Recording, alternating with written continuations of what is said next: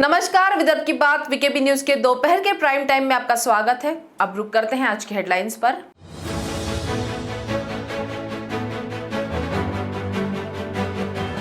नागपुर के Trillium mall में agent Jack बार पर मनपा के एनडीएस दल की कार्रवाई, ठोका 30,000 का जुर्माना।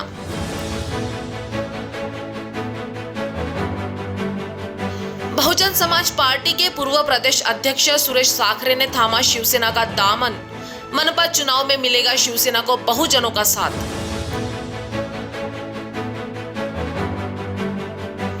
और वृक्षारोपण के लिए महापौर दयाशंकर तिवारी ने की जनजागृति कि नीम के पेड़ों को राष्ट्रीय संपत्ति घोषित करने की मांग।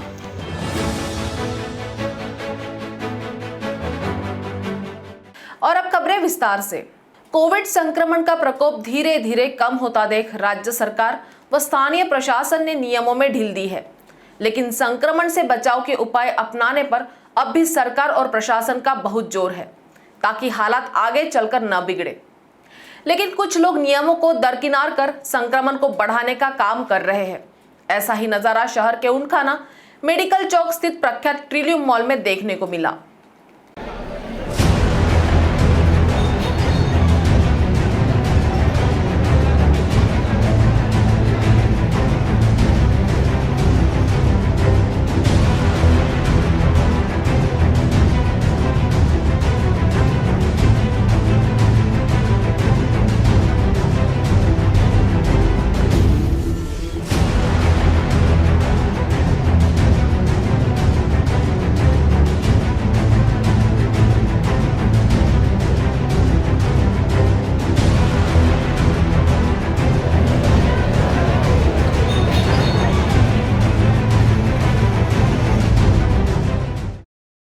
ट्रिलियम मॉल में स्थित एजेंट जैक बार में शनिवार रात को कोविड नियमों का उल्लंघन होता पाया गया। इसकी जानकारी मिलने पर मनपा धंतोली जोन एनडीएस दस्ते व इमामवाड़ा पुलिस ने मॉल के एजेंट जैक बार में पहुंचकर संयुक्त रूप से कार्रवाई की। बार परिसर में सुरक्षित दूरी के नियमों का पालन नहीं करने पर बार मालिक पर 30,000 रुपए का जुर्माना ठोका। प्राप्त जानकारी के अनुसार बार में कोविड नियमों का उल्लंघन किए जाने की जानकारी प्रशासन को मिली। जानकारी मिलते ही मनपा के एनडीएस की टीम इमामवाड़ा पुलिस के साथ मिलकर कार्रवाई करने पहुंची। इस दौरान बार में बड़े पैमाने पर युवाओं की भीड़ नजर आई। वहीं नियम अनुसार तय की गई क्षमता के तुलना में अधिक संख्या में लोग मौजूद थे। मौजूद लोगों की संख्या 100 से अधिक थी। सुरक्षित दूरी के नियमों का पालन भी नहीं किया जा रहा था।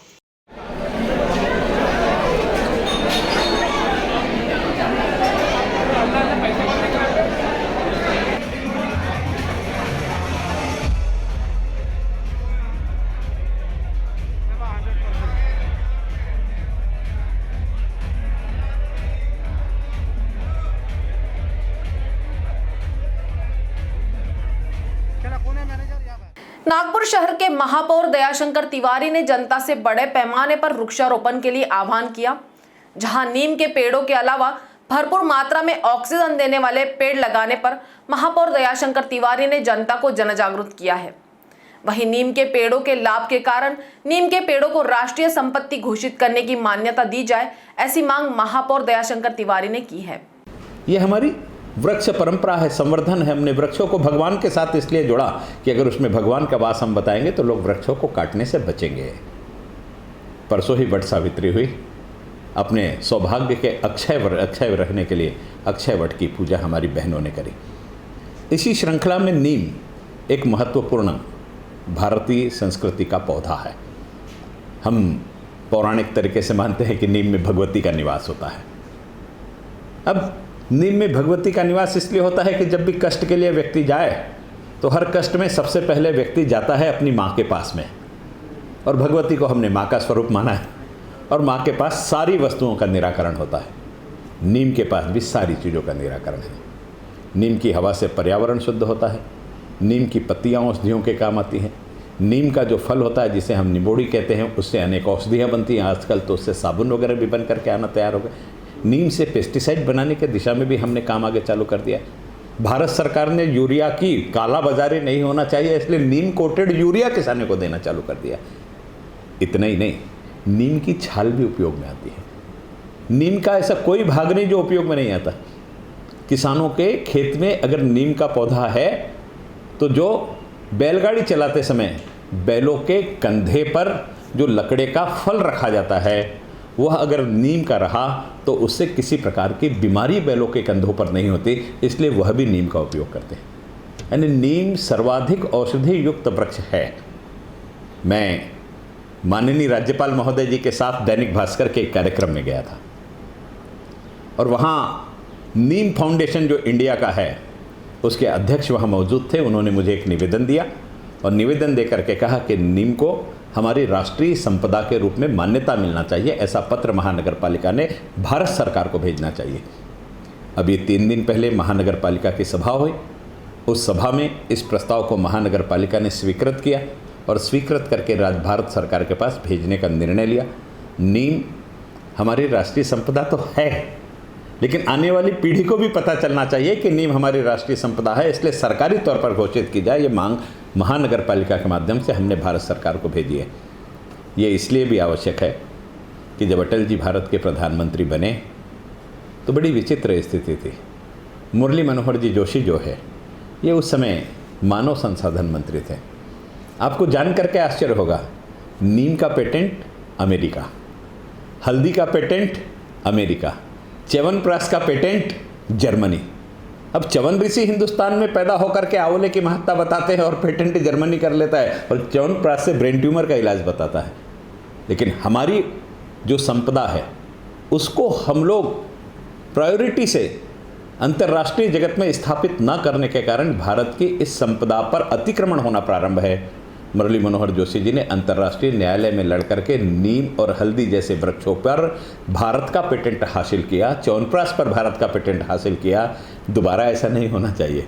इस दृष्टि से ये राष्ट्रीय संपदा के रूप में घोषित करें, ये मांग हमने की है। आप लोग भी इस सहयोग कर में जुड़े। महानगर पालिका ने 75 ऑक्सीजन जोन बनाने का निर्णय लिया है। इसमें से कुछ ऑक्सीजन जोन तो 100% नीम के पेड़ों के साथ हम लोग बनाने जा रहे हैं। आप भी आगे आइए, नीम का रोपण कीजिए, पर्यावरण को शुद्ध कीजिए और एक औषधि वृक्ष को अपने जीवन के, अपने घर के समक्ष लगा करके उसका आनंद प्राप्त करें। बहुत बहुत धन्यवाद। नागपुर के तहसील पुलिस ने 2 कुख्यात आरोपियों के पास से हथियारों के साथ 3 चोरी के दुपहिया वाहन बरामद किए हैं। तहसील पुलिस का एक दल पेट्रोलिंग कर रहा था, तब संदेहास्पद स्थिति में दोनों आरोपियों से पूछताछ करने पर दोनों के पास से हथियार और चोरी की गाड़ियां बरामद हुई। नागपुर के तहसील पुलिस स्टेशन के अंतर्गत आने वाले शहीद चौक पुलिस चौकी के पास से हसनबाग निवासी दिलदार खान दिल और गांजीपेट निवासी सलीम खान वल्द मुस्तफा खान को गिरफ्तार किया गया, जिनके पास से धारदार हथियार के अलावा 3 चोरी के दुपहिया वाहन पुलिस द्वारा बरामद करने की जानकारी तहसील पुलिस द्वारा दी गई है। 2 इसम संशयास्पदरित्या दिसून आल्याने त्यांना ताब्यात घेतले असता त्यांच्या गाडीच्या डिक्कीमध्ये एक मोठा चाकू सापडला आणि दुसऱ्याच्या गाडीच्या बाजूला एक मोठा लोखंडी पाईप ठेवला। त्यामुळे त्यांना पंचासमक्ष ताब्यात घेऊन पोलीस स्टेशनला आणून त्यांच्यावर पोलीस स्टेशन तहसील येथे अपराध नंबर 532/2021 कलम 425 भारतीय हत्या कायदा तसेच कलम 135 महाराष्ट्र पोलीस कायदा अन्वये गुन्हा दाखल करण्यात आला। त्यांना अटक करण्यात आली। यातील जे अटक करण्यात आरोपी आहेत त्यामध्ये नंबर 1 दिलदार खान उर्फ दिल वल्द सरदार खान वय 28 वर्ष राहणार हसनबाग पोलीस स्टेशन नंदनवन आणि दुसरा आरोपी सलीम खान वल्द मुस्तफा खान वय 34 वर्ष राहणार गंजीपेठ PS गणेशपीठ असे होते। दोन्ही आरोपीचा आपराधिक रेकॉर्ड असल्यामुळे आणि ह्यापूर्वी त्यांच्यावर पोलीस स्टेशनला गुन्हे दाखल असल्यामुळे आमच्या पथकाने कसोशीने त्यांची विचारपूस केली असता त्यांनी मोटरसायकल चोरीचे 3 गुन्हे केल्याचे कबूल केले आणि तिन्ही गुन्ह्यात चोरी केलेल्या 3 ॲक्टिवा गाडी त्यांच्याकडून जप्त करण्यात आले। बहुजन समाज पार्टी के पूर्व प्रदेश अध्यक्ष सुरेश साखरे ने बहुजन समाज पार्टी का दामन छोड़ शिवसेना में प्रवेश कर लिया है। शिवसेना के संपर्क प्रमुख विधायक दुष्यंत चतुर्वेदी की उपस्थिति में सुरेश साखरे ने शिवसेना में अपने कार्यकर्ताओं के साथ प्रवेश किया। गौरतलब है कि बीते समय में बहुजन समाज पार्टी के प्रदेश अध्यक्ष के तौर पर सुरेश साखरे ने जिम्मेदारी संभाली है। बाद में बसपा ने अध्यक्ष पद से बेदखल करते ही बसपा के खिलाफ सुरेश साखरे का राजनीतिक गतिरोध बढ़ गया था। यही नहीं, पिछले कुछ समय से पार्टी के किसी भी कार्यक्रम में वे शामिल नहीं हो रहे थे। तब से तय माना जा रहा था कि वे बसपा छोड़ने वाले हैं। इसी बात के मद्देनजर सुरेश साखरे ने आखिरकार एन मनपा चुनाव के समय शिवसेना का दामन थाम लिया। जबकि सुरेश साखरे के शिवसेना में शामिल होने से एक बहुजन चेहरा शिवसेना को मिल जाने की बात कही जा रही है, जो आने वाले मनपा चुनाव में शिवसेना की विस्तार योजना में फायदेमंद होगा, ऐसा भी अनुमान लगाया जा रहा है। तो दोपहर के प्राइम टाइम में अभी इतना ही। आपसे फिर मुलाकात होगी, तब तक बने रहिए वीकेबी न्यूज़ के साथ। नमस्कार।